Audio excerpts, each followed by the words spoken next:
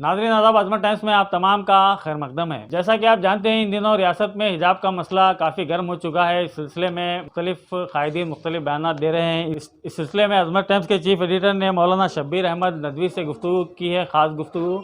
आप इस ख़ास गुफ्तगू को मुलाहिज़ा कीजिए। बिस्मिल्लाहिर्रहमानिर्रहीम। बुनियादी बात यह है कि इस्लाम की जो तालीमात हैं, उन तालीमात को उस पर अमल करना हम मुसलमानों की ज़िम्मेदारी है। जब भी उसमें कोताही हुई है, कोई ना कोई मसला खड़ा हुआ है। उसके लिए बुनियादी तौर पर उस लाइन का अवेयरनेस, बेदारी, उसका इल्म आम मुसलमानों को नहीं मिल सका, नहीं हासिल कर सके, जिसकी वजह से उस पर अमल नहीं हो सका। हिजाब मुसलमानों औरतों के लिए इंतहाई अहम और ज़रूरी, उनके दीन का एक अहम तरीन हिस्सा, अटूट हिस्सा है। उसमें किसी किस्म का कोई कॉम्प्रोमाइज़ नहीं हो सकता। इस सिलसिले में ये भी हमें गौर करना चाहिए कि हिजाब के असली माने क्या हैं। कुरान ने जिसको हिजाब कहा है और जिसको सतर कहा है, उसमें तफरीक होनी चाहिए। सतर उसको कहते हैं कि एक औरत अपने चेहरे को खुला रख सकती है, अपने महरम के सामने, भाई, बेटा, बाप, शौहर, मामू, चचा, जिनको महरम कहते हैं, जिनसे शादी नहीं हो सकती, निकाह हराम है, इनको सतर, ये इनको महरम कहते हैं। तो इन महारिम के सामने वो अपना चेहरा, अपनी हथेलियाँ, अपने पैर, इसको खुला रख सकती है। बाज़ हजरात ने इसी को हिजाब भी माना है, लेकिन कुरान मजीद में मुख्तलिफ़ मौक़ों पर अल्लाह ताला ने हिजाब की तफसील भी बयान की है। जिलबाब, अल्लाह ताला फरमाता है कि युदनीना अलैहिन मिन जलाबीबिहिन्ना, अपने चेहरों पर से चादरों को डालो ताकि ताकि तुम लोग पहचानें और तकलीफ़ न दी जाए। तो जिलबाब की तशरीह हज़रात मुफस्सिरीन ने फरमाई है कि वो चादर है जिस चादर से औरत का पूरा चेहरा ढंक जाता है, एक आँख या दो आँख के बराबर का हिस्सा खुला रहता है। ये हज़रत आयशा रज़ी अल्लाह तआला अन्हा ने हदीस में बयान फरमाया है। इसी तरह मुख्तलिफ़ मौक़ों पर भी ये चीज़ें वाज़ेह तौर पर हैं। इस वक्त जो ये मसला छिड़ा हुआ है, जिसके नाम हिजाब दिया गया है, ये स्कार्फ़ के सिलसिले में ये लड़ाई लड़ी जा रही है और ये मसला बना हुआ है। वरना असल इस्लाम जिसको हिजाब कहता है, निक़ाब कहता है, पर्दा कहता है, वो अलग और है। बहरहाल बाज़ अइम्मा के नज़दीक चेहरा खुला रखना भी ये पर्दे में शामिल है, बाज़ अइम्मा के नज़दीक। इसलिए हमें इस वक्त पूरे मुकम्मल पर्दे की जो कुरान कह रहा है, उसमें तफसील में जाने के बजाय उसी को अगर हम ये समझें कि जो लोगों ने इसको बना दिया है, मुद्दा बना दिया है, कम से कम हमारी मुस्लिम लड़कियों का स्कार्फ़ का हिस्सा ही, स्कार्फ़ का पहनना ही उसको बाकी रखा जाए। आगे चलकर इंशाअल्लाह फिर जिलबाब की और फिर जो तफसील कुरान ने हदीस में बयान की गई हैं मुकम्मल पर्दे की, उस पर भी इंशाअल्लाह काम हो सकता है। फौरी तौर पर सर दस्त यही मसला हम सब के सामने है और लोगों की, मुसलमान भी और गैर मुस्लिम भी, हिजाब से मुराद ये स्कार्फ़ समझे हैं। बहरहाल इस मसले में ही अगर मुसलमान कामयाब हो जाते हैं, जो कोर्ट में इस वक्त चल रहा है मसला, इस मसले में कामयाब हो जाते हैं, तो फिर इंशाअल्लाह आगे हम दूसरे और पर्दे के जो असली माने हैं उस पर भी इंशाअल्लाह। हिजाब के मामले में जो चल रहा है, जो कानून नाफिज किया गया है, क्या इससे मुस्लिम लड़कियों का मुस्तक़बिल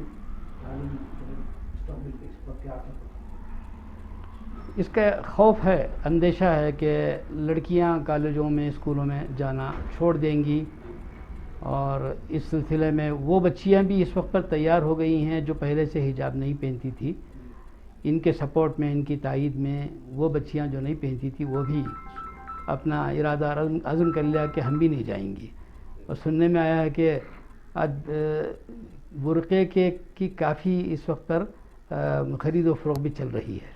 एक लोगों में एक शौक़ भी, बेदारी भी आ गई है, लोग ख़रीद रहे हैं। तो ये बच्चियों को स्कूल जाने से जो रोक रहे हैं या रोकने की कोशिशें की जा रही हैं, मुमकिन है कि कुछ दिनों के लिए ऐसा रहेगा। फिर इंशाअल्लाह हमारी बच्चियां और शौक़ ज़ौक़ के साथ, और बल्कि आगे चलकर हमें उम्मीद है कि वो हिजाब के साथ, पर्दे के साथ कॉलेज में जाने वाली होंगी। کوشش تو آل انڈیا مسلم پرسنل بورڈ کی طرف سے بھی ہو رہی ہے. یہاں اسٹیٹ لیول کے تمام علماء، دانشور، وکلاء، آج بھی صبح حضرت امیر شریعت کے ساتھ مشورہ ہوا، میٹنگ ہوئی، اس میں بھی یہ باتیں آئی کہ جو بچیاں حجاب پہن کر جانا چاہتی ہیں جائیں، اگر انٹری نہیں ملتی ہے، داخلہ نہیں ملتا ہے تو واپس آئیں. 2-4 دن اس طرح ہوگا، پھر اللہ تعالیٰ راستے نکالیں گے. تو اپنی طرف سے کوشش ہو اور اللہ سے مانگا بھی جائے، دعائیں بھی کی جائیں، تدبیروں کے ساتھ دعاؤں کا اہتمام کیا جائے.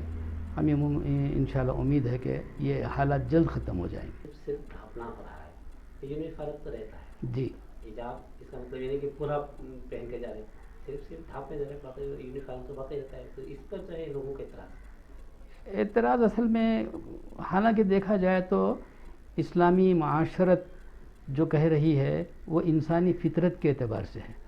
اللہ تعالیٰ نے انسانوں کو بنایا ہے. دنیا میں بھی دیکھتے ہیں کہ کوئی چیز بنتی ہے تو بنانے والا اس چیز کا کیٹلاگ بھی دیتا ہے کہ اس کے استعمال کا کیسا طریقہ ہے.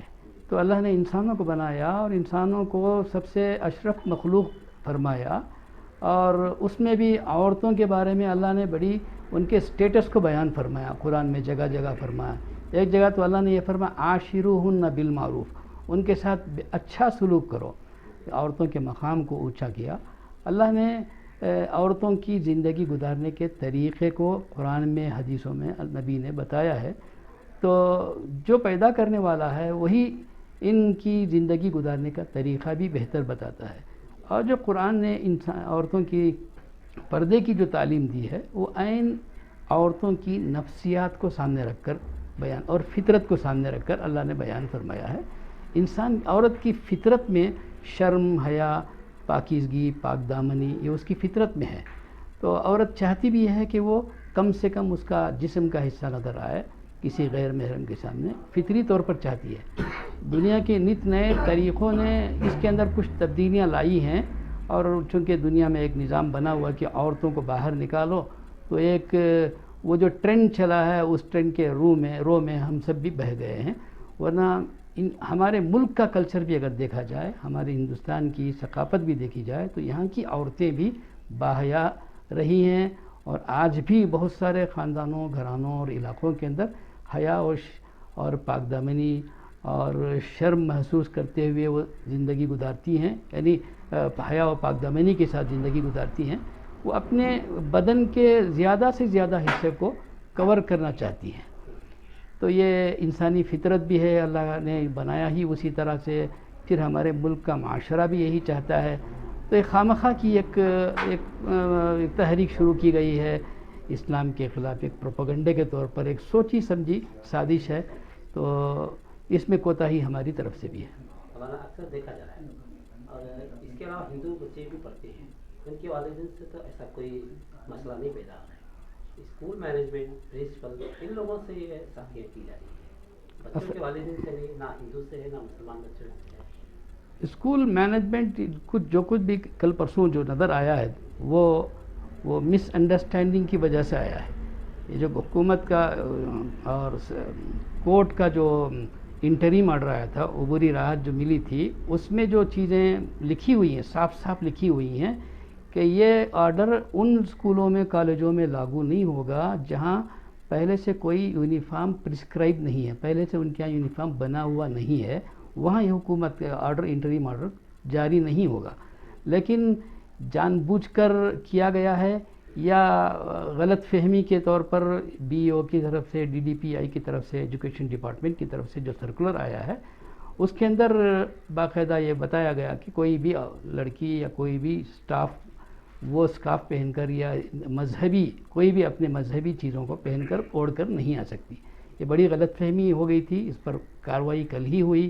مائنارٹی ڈپارٹمنٹ سے ٹیلی فون گئے جہاں جن علاقوں میں یہ واقعات پیش آئے، تو وہاں کے ایس پی نے، وہاں کے ڈی سی نے معذرت بھی چاہی اور یہ وعدہ کیا کہ آئندہ یہاں ایسا نہیں ہوگا.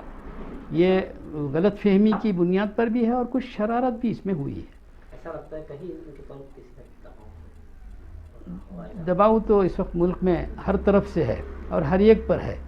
ہر فیکلٹی میں، ہر فیلڈ میں اس وقت دباؤ ہے.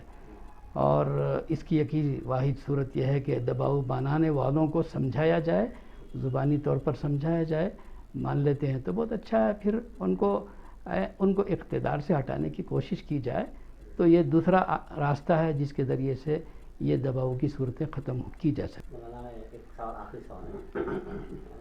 اس طرح کا جو ماحول پیدا ہو گیا شرنگیز نفرت آمیز ایک طرح ماحول بنتا جا رہا ہے, ہم لوگ اس میں اتحاد کے لیے اسی نسبت سے کیا پیغام دینا چاہتے ہیں عوام کو؟ ہمیں ممکن ہے انشاءاللہ اللہ کی ذات سے امید ہے اس سلسلے میں اس صنف میں کام ہو رہا ہے, یہ ہندو مسلم مسئلہ نہیں بنے گا اور الحمدللہ بہت اچھا اثر غیر مسلموں کی طرف سے بہت اچھا تاثر آیا ہے, بہت اچھے ان کے بیانات آئے ہیں اور انہوں نے اس کی بھرپور حجاب والی بچیوں کی بھرپور تائید کی ہے. جو آپ سب حضرات اس کے تو چشمدید ہیں اور آپ ہی کے پاس فرسٹ ہینڈ انفارمیشن آتا ہے, اس کا بڑا اچھا اثر الحمدللہ پڑا ہے. آپ کا تعارف کرا دیں. میرا نام سید شبیر احمد ندوی, میں یہاں مدرسہ اصلاح البنات بھی اور ناصر پبلک اسکول ناصر فاؤنڈیشن اس کی خدمت کرتا ہوں. شکریہ.